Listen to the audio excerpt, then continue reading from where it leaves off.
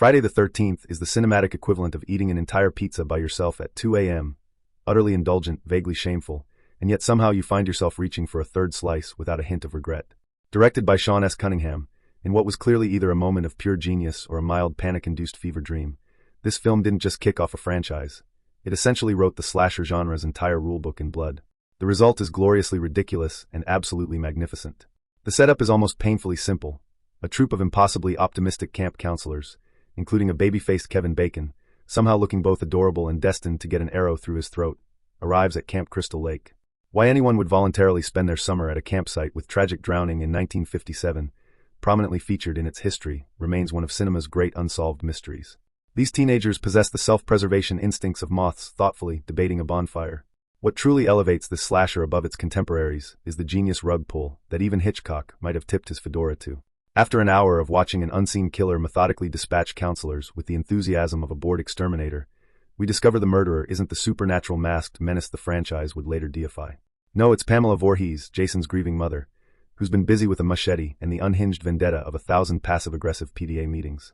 Her campfire monologue about Jason drowning, because counselors were too busy canoodling instead of watching children, is genuinely unhinged, and somehow makes her seem almost reasonable. The technical execution delivers in spectacular fashion. Tom Savini's practical effects transform murder into an art form, with kills so brutally creative they make your internal organs physically flinch. Harry Manfredini's score, featuring those now iconic whispered, seeps into your brain like nightmare residue you simply cannot shake. And that final jump scare?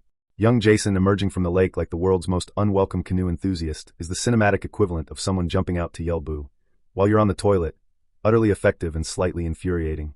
The pacing crawls like a constipated snail, while the dialogue offers the intellectual stimulation of a wet paper towel. These cardboard characters possess all the personality of beige wallpaper.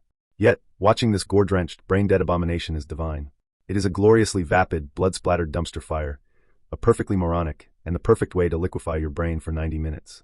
Now excuse me, my brother is snoozing, and I have a plastic machete to go terrorize him. Thanks for watching.